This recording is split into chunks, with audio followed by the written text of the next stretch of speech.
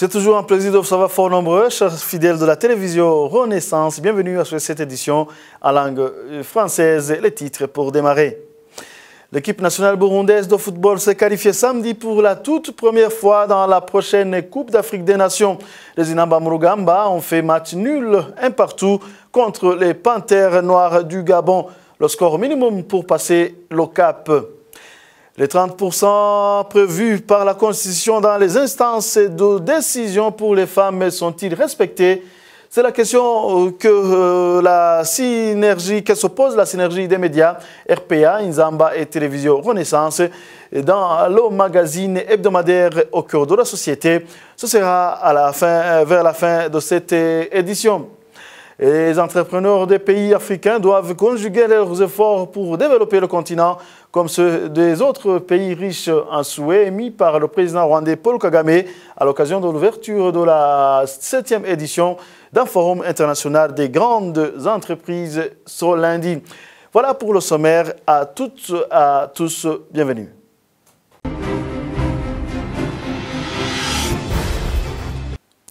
Je vous le disais tantôt, l'équipe nationale du Burundi, les Inamba Murugamba, a obtenu samedi au stade Prince Rugwa Gasore une qualification pour la Coupe d'Afrique des Nations en égalisant sur un score de 1 partout avec les Panthères Noires du Gabon. Un seul point suffisait pour que les Inamba rejoignent le Mali, leader de leur groupe, pour participer à cette compétition prévue au mois de juin en Égypte. Retour sur ce match avec notre collègue Rodrigue Ndikoumrami.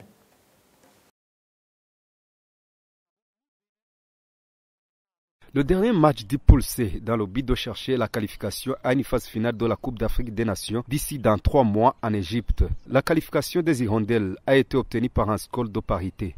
Un but partout face aux Panthères du Gabon lors du match joué samedi à Bujumbura pour la dernière journée des éliminatoires. La première partie du jeu, le score était vierge entre ces deux équipes. Durant la deuxième partie du jeu, à la 76e minute, Cédric Amissi a marqué le premier but sur un centré de fiston Abdul Razak, alors que l'égalisation est arrivée à la 81e minute avec un but contre son camp du défenseur burundais Omar Ngando, juste à 8 minutes du coup de sifflet final. Le Burundi termine ainsi deuxième du groupe C derrière le Mali déjà qualifié. Les 24 pays qui sont déjà qualifiés, 4 sont les pays de l'Afrique de l'Est.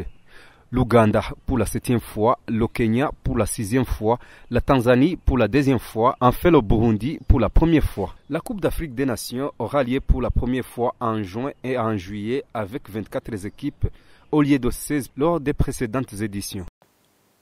Merci à Rodrigue Ndikoumrami. Les matchs de la phase finale de la Coupe d'Afrique des Nations diffèrent de ceux des éliminatoires pour éviter la figuration dans cette compétition. Tarsis Arelimana, journaliste sportif qui a couvert pas mal de grandes compétitions du football, demande aux gestionnaires du foot burundais de mettre tous les moyens possibles à la disposition de l'entraîneur pour qu'il commence les préparatifs à temps. Dans ce genre de compétition, les fédérations bénéficient des fonds de la CAF pour se préparer à cette échéance, mais ils sont mal gérés. Mais quand ils sont mal gérés, ils créent des problèmes au lieu de résoudre ces problèmes. Suivez. C'est vraiment une consécration, mais c'est une étape très compliquée, très difficile. C'est une colle de la vie, ça dit que le Burundi soit là pour apprendre. Ce n'est pas pour gagner la Coupe d'Afrique des Nations. On peut non pas créer la surprise, parce qu'on a une génération de joueurs qui travaillent très bien dans des clubs. Le vrai problème là, c'est il y a une compétition de challenge, compétition d'entraîneurs, compétition autres qu'il faut gérer avec un staff dont la majorité des joueurs viennent de l'extérieur, ou avec une pression intense sur l'entraîneur, la pression sur l'ambiance, la préparation de l'équipe. Ça devient tellement difficile, c'est tellement important. Moi, je demande aux gens qui sont derrière cette équipe nationale qu'on ne blâme pas l'équipe, qu'on n'enfonce pas l'équipe, mais qu'on sache que c'est la CAN.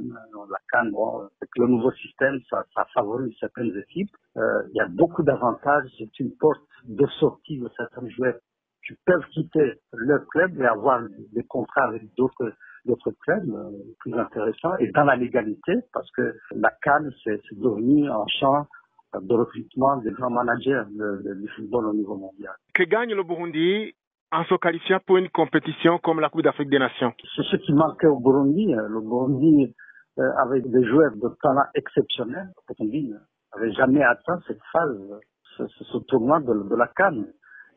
La Confédération africaine de football, c'est un tournoi qui existe depuis longtemps. C'est finalement la grande fête du football au niveau Afrique.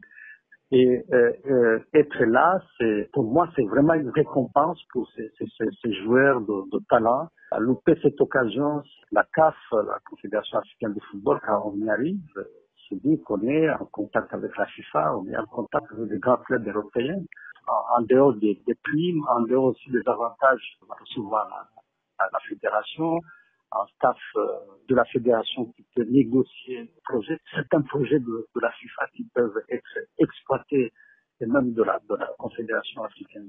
Il y a beaucoup d'avantages. Poursuivons ce journal et les entrepreneurs des pays africains doivent conjuguer leurs efforts pour développer le continent comme ceux des autres pays riches. C'est un souhait émis par le président rwandais Paul Kagame lundi de cette semaine à l'occasion de l'ouverture de la 7e édition d'un forum international des grandes entreprises. Les précisions dans ce reportage de Denis Daïkenguruki. C'est une rencontre qui rassemble certains chefs d'État africains et le gouvernement, les présidents directeurs généraux des grandes entreprises venus de 70 pays. Le président rwandais Paul Kagame montre ici l'importance d'investir en Afrique et demande en effet aux entrepreneurs de profiter de cette occasion. 1 year ago, in this very room, 44 pays africains se sont mis en accord sur un marché du continent il y a une année. Il ne reste qu'un seul pays. Vous entendez que c'est le début. Nous devons travailler beaucoup. C'est ce moment que nous puissions s'asseoir ensemble afin de discuter comment nous pouvons en profiter. C'est une occasion pour les directeurs généraux des entreprises, ce qui peuvent être échangés et les innovations à apporter. Nous allons en fait promouvoir la connaissance pour effectivement avoir d'où nous venons et où nous allons. we push one another to make more progress. Le Forum international CEO Forum est organisé par le Centre Jeune Afrique Media Group et il y a aussi le journal Jeune Afrique en collaboration avec la société suisse Landmoy Unlimited, connue dans son expérience pour la préparation des rencontres extraordinaires du secteur économique. À part la présence du président rwandais Paul Kagame, on a vu la participation des autres chefs d'État, entre autres Félix Tshisekedi de la RDC, Faure Gnassingbé de Togo, Saleh Kizewedi de l'Éthiopie et le Premier ministre de la Côte d'Ivoire, Mamadou Koulibaly. Il est prévu que les projets ayant une valeur de plus d'$1 milliard vont être financés. Merci également à Denis Daïkenguruki.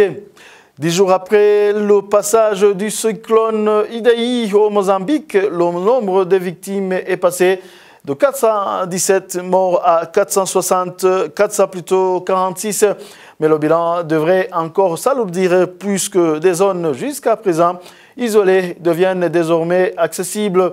Plus de 100 000 personnes ont trouvé refuge dans des centres d'hébergement, notamment les écoles. Le gouvernement mozambicain et les humanitaires ont anticipé également l'apparition des maladies transmises par l'eau. Pour rappel, le cyclone s'est abattu le 14 mars sur l'Afrique australe, où près de 2 millions de personnes sont affectées par les effets du cyclone. Et avant de clore cette édition, de nos places au magazine Au cœur de la société, qui est une production de la synergie des médias RPA, Radio Inzamba et la télévision Renaissance. Les femmes burundaises veulent une représentation qui va jusqu'à 50% en 2020. La synergie des médias essaie de savoir ici les quotas de 30% garantis par la Constitution burundaise aujourd'hui, si réellement sont respectés. Au cœur de la société vous est présenté par Darlene Ilakoze. Les femmes burundaises semblent décidées à améliorer les rapports hommes-femmes dans l'arène politique. La Constitution de 2005 fixe à au moins 30% de la représentation féminine dans les institutions. mais les femmes burundaises ne veulent pas en rester là. Aujourd'hui, les femmes veulent une représentation qui va jusqu'à 50%.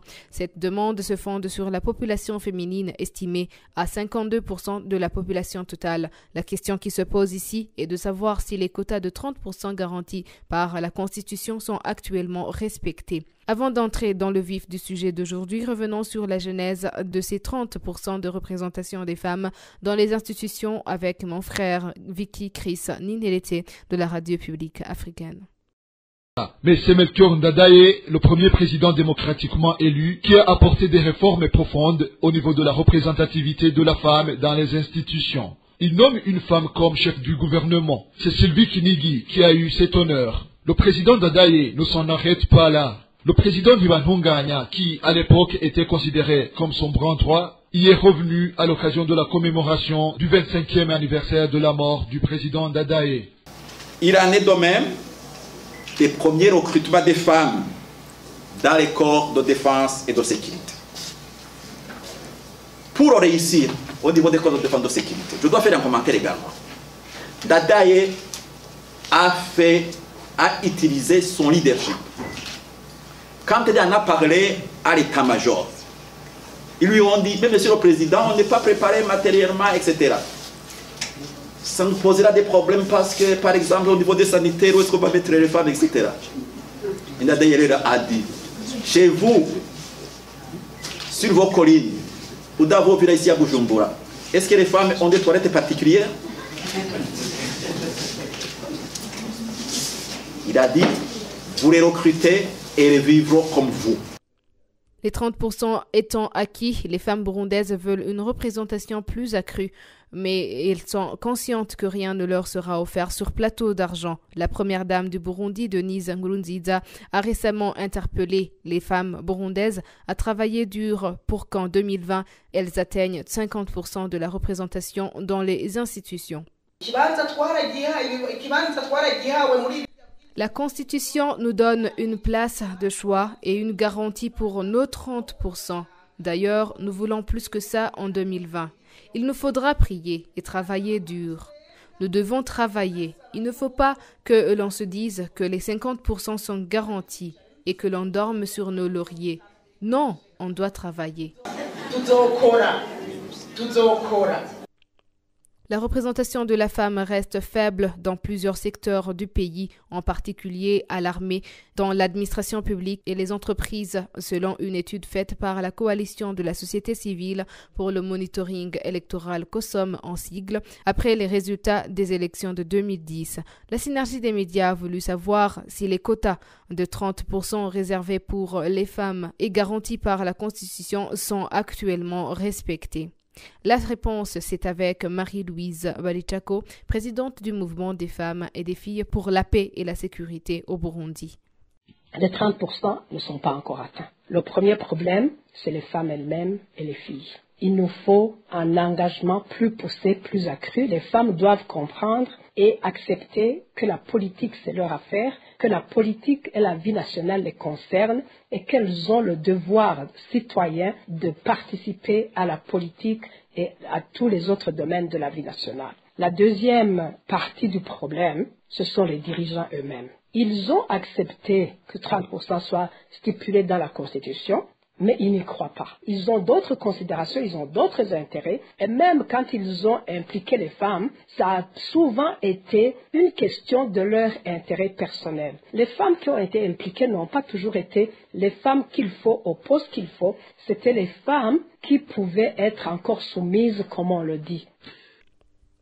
C'est sur cette lecture faite par Marie-Louise Balichako qui met un point final à notre magazine Au cœur de la société.